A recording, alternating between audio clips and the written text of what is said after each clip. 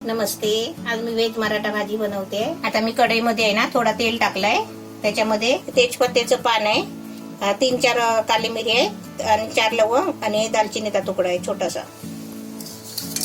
आता त्याच्यामध्ये मी कांदा टाकते। हे चांगले 3 कांदे मी कापून घेतलेले आहे।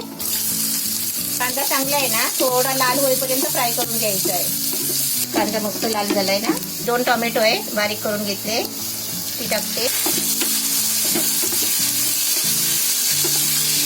आता याच्यामध्ये आहे ना 10-12 लसूणचे पाकळे घेतले सोलून। हे सुकं खोबरं घेतलंय थोडासा, म्हणजे अर्धी वाटी कमी आहे। 2 चमचे सफेद तीळ आहे आणि 7-8 काजू आहेत। ते आपले सगळे त्याच्यामध्ये टाकायचं आहे, भाजून घ्यायचं आहे। हे आपण खोबरं काजू कशाला घेतलंय? सफेद तीळ ग्रेव्हीसाठी, हे ग्रेव्ही घट्ट होण्यासाठी। आता हे चांगलं आहे ना थोडं भाजून घ्यायचं। आता सगळा मसाला बघा आपला चांगला भाजला आहे। तर असंच भाजायचं, थोडा कच्चा असला तरी चालेल, कारण आपल्याला आहे ना त्याची ग्रेव्ही बनवायची आहे। तर गॅस बंद करते आणि आपल्याला हा मसाला आहे ना थंड झाल्याच्या नंतरच आपल्याला मिक्सरला लावायचा आहे। तोपर्यंत आपण आहे ना दुसरं करूया। हा पत्ता कोबी घेतलाय आणि किसून घेतलाय बघा, पाव किलो जास्त असेल। आणि आपल्याला हे 2 गाजर घेतले, ते पण गाजर किसून घेतले। त्याच्यामध्ये अर्धा चमचा मिरची पावडर टाकते, अर्धा चमचा हळद, थोडासा आहे ना पाव चमचा गरम मसाला टाकते। आलं लसूणची पेस्ट आहे 1 चमचा। आता याच्यामध्ये मीठ टाकते अर्धा चमचा। आता मी याच्यामध्ये आहे ना हे मैदा आणि कॉर्नफ्लॉवर घेतलाय, मिक्स करून घेतलाय। आता याच्यामध्ये जसं लागेल ना तसं आपल्याला घ्यायचं आहे बघा। मैदा कॉर्नफ्लॉवर अर्धा घेतलाय का? हा अर्धा घेतलाय। 3 चमचे टाकले। आता हे बेसन पहिला 2 चमचे टाकते। आता याच्यामध्ये पाणी नाही टाकायचं आहे, कारण कोबीला पाणी सुटतो ना। आपल्याला चिकट होईपर्यंतच आपल्याला तेवढंच पीठ घ्यायचं आहे। चिकट आपली गोळी बनली पाहिजे, जास्त पण पीठ नाही घ्यायचं आहे। कॉर्नफ्लॉवर मैदा परत मी 1 चमचा घेतलाय। असं बघा चांगला गोळा केलाय, कारण जास्त आपल्याला पीठ नाही वापरायचं आहे त्याच्यामध्ये। जेवढं आपल्याला चिकटपणा येईल ना तेवढंच घ्यायचं आहे। हाताला थोडा तेल लावायचा आणि आता त्याचे गोळे बनवायचे। आपल्याला जसे पाहिजे ना छोटे मोठे तसे बनवायचे गोल। तेल तापायला ठेवलंय आणि आपल्या इकडे बघा सगळे कोफ्ते करून घेतले। आता ते आपल्याला आहे ना तेलामध्ये सोडायचे आहे।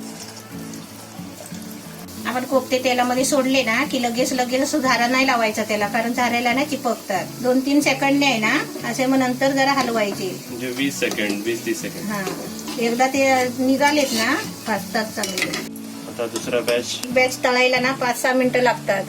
असं एवढ्या टाइम ते तळायचे। ती एक रेसिपी झाली। आता त्याचा शेजवान चटणी याच्यावर टाकली की झाले ना मंचुरियन बॉल सारखी रेसिपी। हे कोफ्ते इकडे आपले शिजतात आहे, फ्राय होतात आहे। तोपर्यंत इकडे मसाला लावून घेते। थोडासा नावाला पाणी टाकायचा। हे आपला मसाला पण वाटून झालाय। आता आपल्या इकडे तेल तापलंय, त्याच्यामध्ये 4-5 पाकळ्या लसूणच्या बारीक करून घेतले ते टाकायचे। त्याच्यामध्ये 3 लाल मिरची टाकले। आता मी गॅस थोडा बारीक केलाय आणि आता त्याच्यामध्ये ही आपली ग्रेव्ही वाटलेली आहे ना ती टाकायची आहे सगळी। आता आपली त्याच्यामध्ये आहे ना ग्रेव्ही टाकली आहे। तर ग्रेव्ही आहे ना चांगली जरा शिजवून घ्यायची। आता मी गॅस आहे ना फास्ट केलाय। ही ग्रेव्ही बघा 5 मिनिटं चांगली ढवळून घेतली आहे, हे चांगली शिजली आहे। आता आपल्याला गॅस बारीक करायचा आहे आणि याच्यामध्ये आपले मसाले टाकायचे बाकीचे। 1 चमचा लाल मिरची मसाला, 1 चमचा धना पावडर, अर्धा चमचा गरम मसाला आणि अर्धा चमचा हळद। आता हे शिजवायला आहे ना हे आपलं मिक्सरच्या भांड्यामध्ये पाणी टाकलंय। हे मसाले टाकल्यावर आहे ना आपल्याला चांगलं 2-3 मिनिटं चांगलं फ्राय करून घ्यायचं आहे, कारण मसाले शिजायला। आता हे 2-3 मिनिटं मसाला शिजायला देते। तोपर्यंत नाही ना 2-3 मिनिटासाठी मी झाकण मारते। गॅस फुल थोडा मीडियम करायचा। आता आपली 2 मिनिटं झाली आहेत, बघूया। ग्रेव्ही मस्त सुकली आहे बघा। आता आपल्याला त्याच्यामध्ये आहे ना पाणी टाकायचं आहे। आता मी गॅस थोडा फुल करते।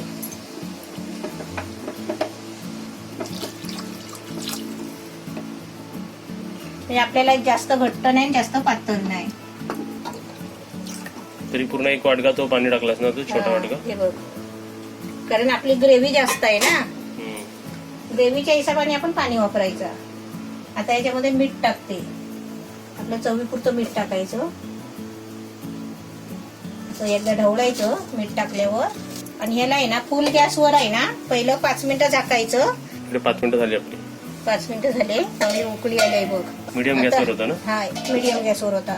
आता काय करायचं माहितीये का, आपलं सर्व टाकून झालेलं आहे। आता फक्त आपल्याला आहे ना बारीक एकदम गॅस करून परत 5 मिनिटं अशी ठेवून द्यायची. म्हणजे वरती आहे ना अशी आपण ठेवली ना भाजी, कोणती पण भाजी डिश बनवायची असे आमटी, तरी अशी शिजल्याच्या नंतर आहे ना 2-3 मिनिटं तरी बारीक गॅस करून ठेवायची झाकण मारून. तर आपल्याला वर आहे ना तरी येते तेलाची. बघायची आहे तुला रश्यावाली कढी. आपण इकडे तर एकदम डिश रेडी ठेवली असते. कोफ्ते लावले त्याच्यातले उचलायचे आणि खायचे. बघ थोडं स्क्रीनच ब्लर झाली. थांब. आता क्लिअर दिसते. आता हे बघ कसं झालंय. म्हणून आपण जेवण बनवलं ना तर काय करायचं माहितीये, डाळ भाजी आमटी काही पण बनवला ना तरी 2 मिनिटासाठी तरी आहे ना गॅस बारीक करून ठेवायचं झाकण मारून. ती वरती तरी येते ना ती. हा.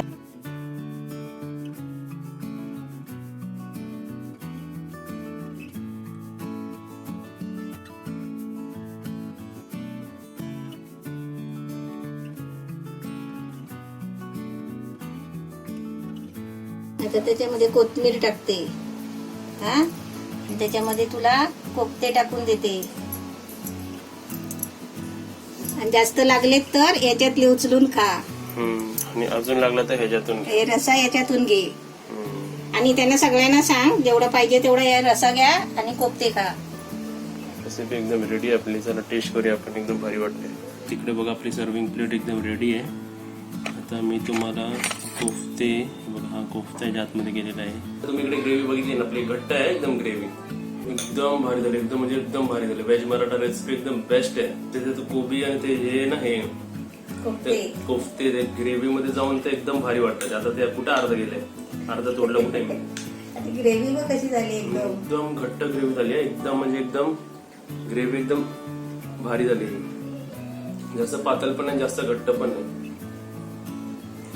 एकदम छान आणि खूप म्हणजे खूप छान आहे. एकदम भाजी एकदम 10 पैकी 10. या रेसिपीला तुम्ही नक्कीच बनवा. म्हणजे खाल्ल्यानंतर नाव तर नक्कीच काढाल तुम्ही या रेसिपीचं.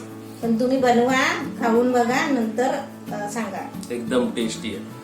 तर रेसिपी आवडली असेल तर लाईक करा, शेअर करा, कमेंट करा, सबस्क्राईब करा आणि बेल आयकॉन वाजवा.